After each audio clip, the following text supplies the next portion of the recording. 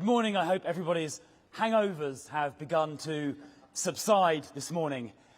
Now, I think this is my 25th conference, and it's also 10 years since I was first elected to Parliament. And you know what? You never forget that first election. I remember leaving the election count as the sun rose over Croydon. Somebody laughed there. Katie, that was you. The sun rose over Croydon, and I turned to my wife and I said, in your wildest dreams, did you ever imagine you'd be leaving a general election count with your husband having just been elected as a Member of Parliament? She turned to me and replied and said, in my wildest dreams, you don't feature.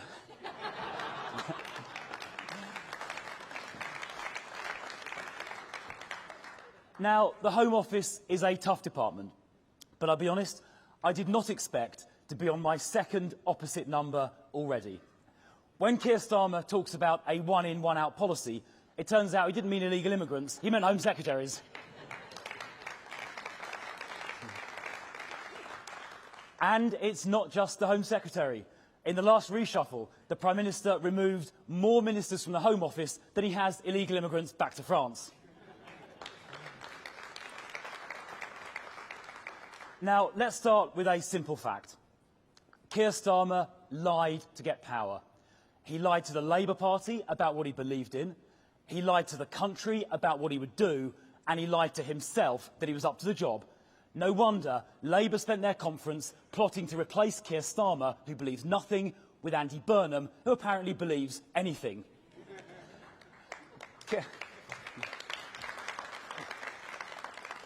Keir Starmer came to power and to office with no proper plan, no competent team and no principles. The result? The worst start for a newly elected government in decades. So we must learn not just the lessons of our defeat last year, but also the lessons of Labour's victory. We must never repeat Labour's mistakes, winning an election on a false prospectus and arriving in power with no plan. The last general election was incredibly tough for us. But I know this. Conservative values and conservative principles are more important today than ever before. We have a Labour government taking us back to the 1970s. Inflation doubling, unemployment rising, taxes skyrocketing, successful people fleeing the country in droves. A real fiscal black hole opening up to swallow Rachel Reeves. Rampant trade unions dictating policy, all led by a weak Prime Minister who's lost control of his government and who watches passively as they drift a million miles away from moderate Blairism. It's a cross between incompetence and old-school destructive socialism, and we Conservatives will fight it tooth and nail.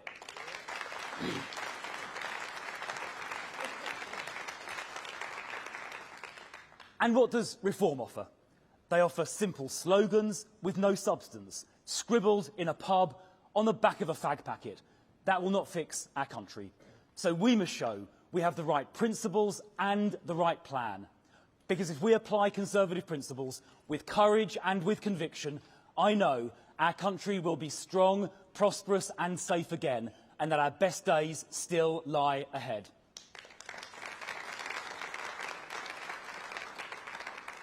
And that's why I'm proud to be a Conservative. As a South London grammar school boy, I believe in opportunity. Having studied physics at university, I believe in practical solutions which actually work. And before Parliament, I set up and ran several businesses. Now, my first business, set up when I was 23, was a delivery company. I started off driving the delivery van myself and managing generally to avoid crashing it. A few years later, that company was listed on AIM. It was bought by a large competitor, which in turn is now part of Tesco.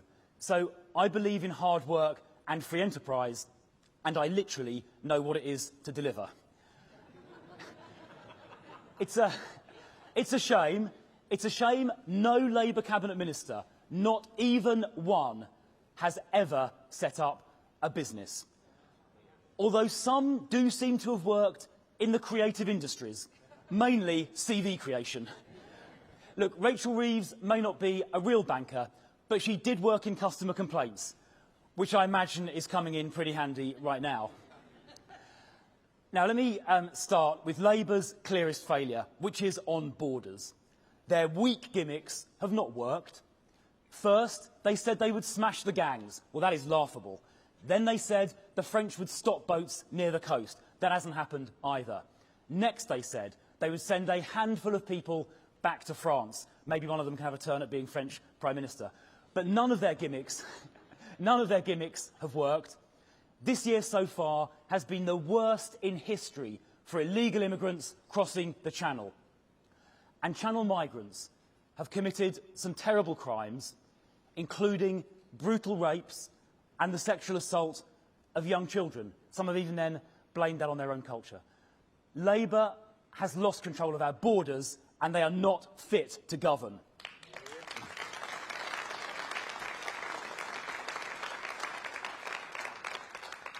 And Keir Starmer has been saying for decades that calling for border control is somehow racist.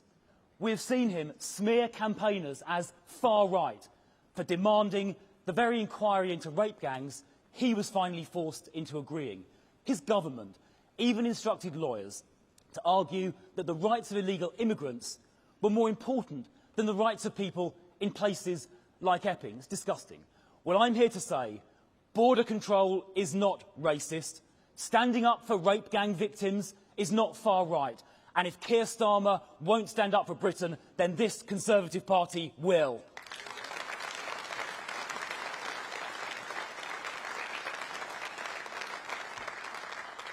Now, this weekend saw a historic announcement that a Conservative government would leave the ECHR. Because we cannot any longer remain part of a system that prevents us from controlling our borders, no matter how noble its original aims. Those aims have been twisted over the years by judges here and in Strasbourg, so the ECHR now protects dangerous foreign criminals and illegal immigrants. This madness has to end. We must leave the ECHR. We must do it as soon as possible. And we will use the freedom provided by leaving to ban asylum and other claims for illegal immigrants. We will abolish the Immigration Tribunal, thereby getting rid of every single activist judge. We will stop vexatious judicial review, and we will end legal aid for immigration cases, so our money is no longer wasted on this. We will use visa sanctions to make sure countries take back their own nationals. We will set up a removals force to remove 150,000 people a year who have no right to be here, 750,000 over a parliament, and we will deport all illegal arrivals within a week and all foreign criminals back to their country of... That's our plan. Back to their country of origin, if safe and possible, or a third country like Rwanda, if not. So Labour's gimmicks are not working, and reform slogans, written on the back of a fag packet, collapse after a few minutes of cursory scrutiny. We are the only party with the courage to act and the diligence to do the detail. We will secure our country's borders. We will end illegal immigration.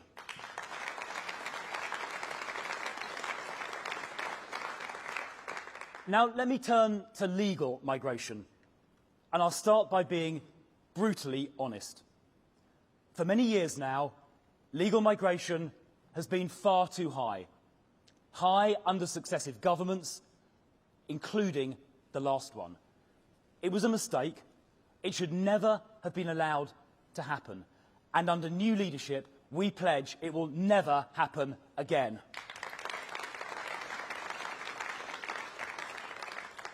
And here's another truth. Mass low-skilled migration is not good for our country. It puts pressure on housing. It puts pressure on hospitals and schools.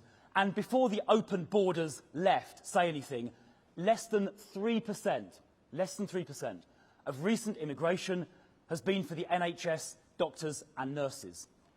It also undermines social cohesion. Over 1 million people speak little or no English. In one East London borough, a shocking 73% of children don't speak English as their first language.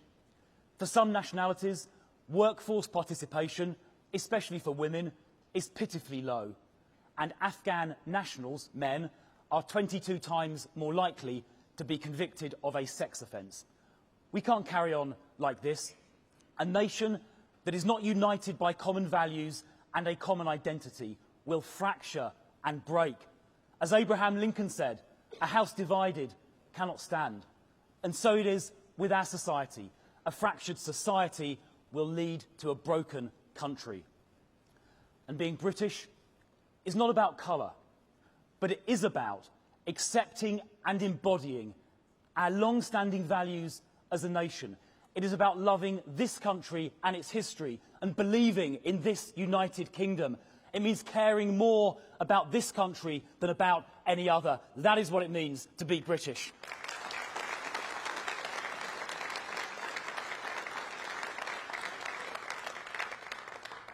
And here's another truth.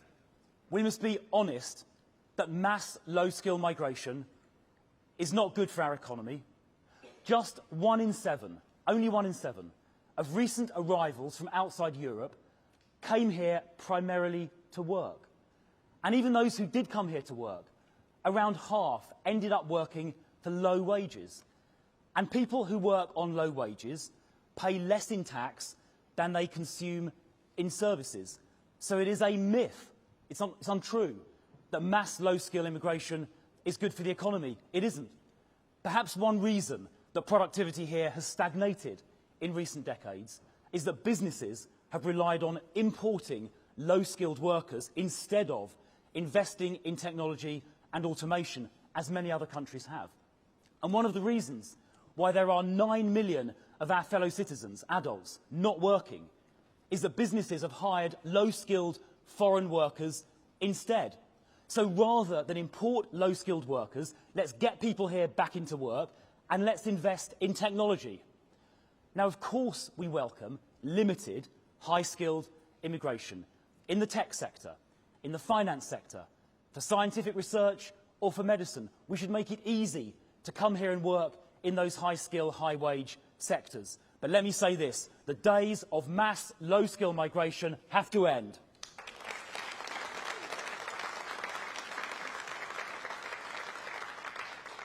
And that is why we will ensure that those who have come already to work, but have then not worked, or have only worked on low wages, they must leave when their visa expires.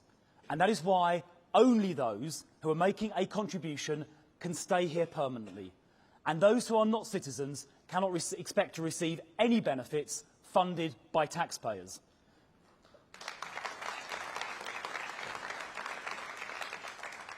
And that is why we will set a binding annual cap on immigration voted each year by our sovereign parliament. And a Conservative government will set that cap at a low level to ensure that more people leave than arrive. And that means we will deliver sustained negative net migration.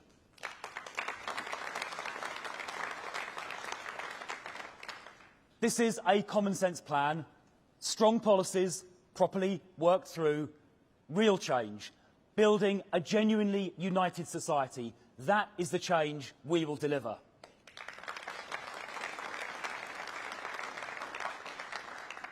And we have a common-sense plan for crime and policing too, supporting the fantastic Conservative police and crime commissioners we've elected. I can see some of them here. Stand up and have a round of applause. There we are.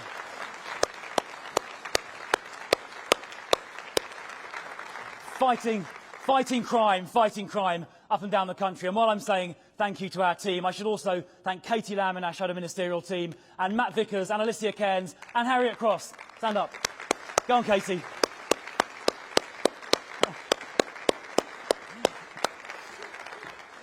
She's gone bright red. Now, nothing is more important than keeping our families safe. And this calls for zero tolerance on crime. But Labour seems more interested in what people say on social media than they are in catching burglars. It is time to end the madness of police showing up on someone's doorstep because they have offended someone online. The police should catch real criminals, not off-colour tweets.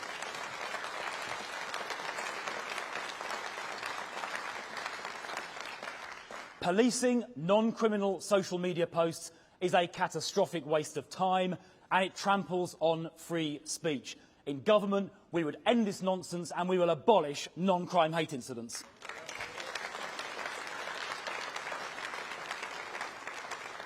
So you can tweet away.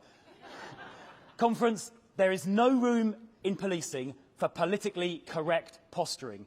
Now, what I've got to tell you now will shock you.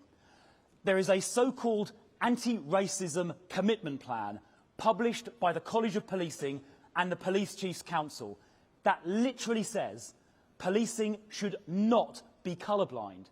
Let me be clear, yes, it should.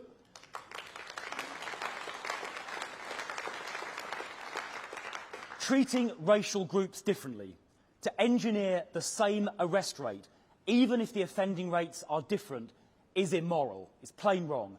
People should stand equal before the law. It is that simple. Woke nonsense in policing has to end, and as Home Secretary, I will scrap that absurd document.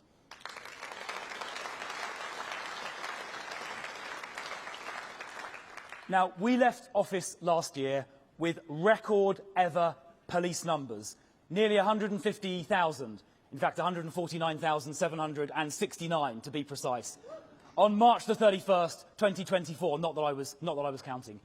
Now, under Labour, these numbers are already going down, while shoplifting has surged 20% under Labour to a record level, and overall crime went up 7% in Labour's first year, reversing the declining trend under the last government, I might add.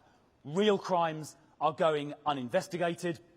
Weak on crime, weak on the causes of crime. That is Labour today.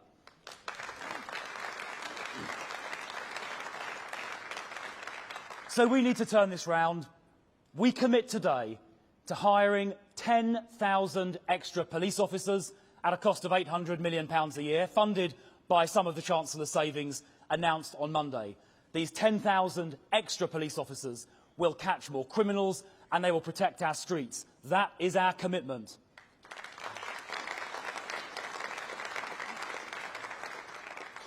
And we will use some of these extra officers to deliver surge, hotspot policing in 2,000 high-crime neighbourhoods around the country. They will deliver 8 million hours of hotspot surge patrolling and prevent 35,000 crimes by doing so.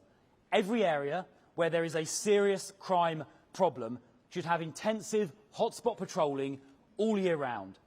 That will deter crime and it will catch criminals. All of the evidence clearly shows that it works, as I saw with Katie in Brighton a year or so ago. Katie Bourne, the PCC for Sussex. So we will mandate... There we are, Katie gets a round of applause. Well done. And support for her Merrill campaign as well, I hope. So we will, there we are, popular in Sussex. So we will mandate this hotspot patrolling. Now, we will also take knives off our streets. As a London MP, I'm afraid to say I've seen firsthand the devastating effects of knife crime, including seeing the unimaginable grief of bereaved parents at their child's funeral. I'm never going to forget that as long as I live. Now, stop and search takes knives off our streets. It catches criminals. And when its use is measured not against the general population, but when its use is measured against the offending population, the use of stop and search is not racially disproportionate. Now, under Mayor of London, Sadiq Khan, stop and searches dropped by 60%. And what do you think happened to knife crime? It went up by 86% under Sadiq Khan. People are losing their lives as a result of this piece of Labour woke ideology. It's insane that the smell of cannabis alone, or somebody wearing a menacing mask alone, does not generally allow, legally, a stop and search. Now, in my view, a single suspicion indicator should be enough. So, in our hotspot areas, we will allow routine stop and search without suspicion. Anyone can be searched. We will change the law to do this, and we will triple the use of stop and search. Lives will be saved, and knives will be taken off our streets. We have the courage to do that. Labour does not.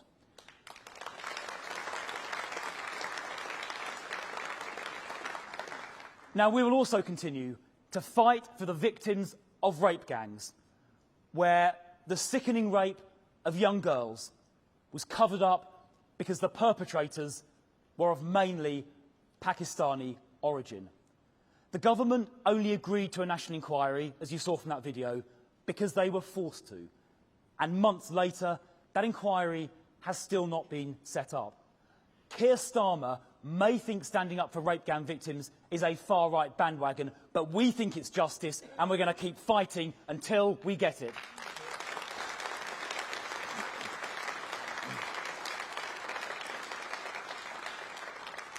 Now, we will also fight the scourge of terrorism.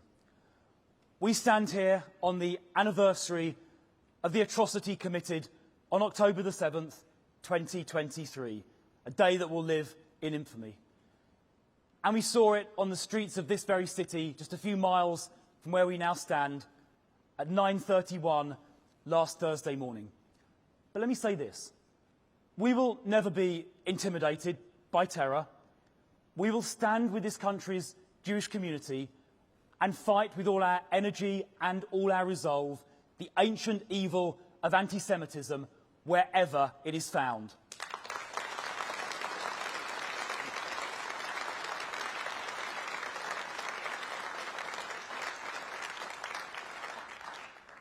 And we must be honest, Islamist extremism is the clear majority of counter-terrorism caseloads. We must all stand up, all of us in society, to extremism wherever we see it, because standing by and saying nothing when encountering extremism is complicity. And those expressing extremism, or anti-Semitism, or racial or religious hatred of any kind, or support for terrorism, who are not British citizens, should be removed from this country, including those at the student marches today.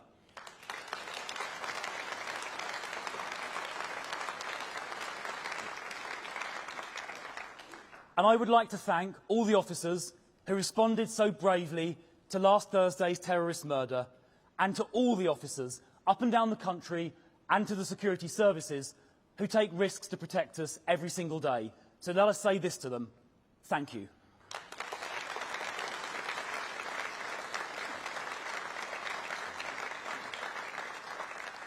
Now let me finish by saying this. There is only one party that will stand up for working families and for business.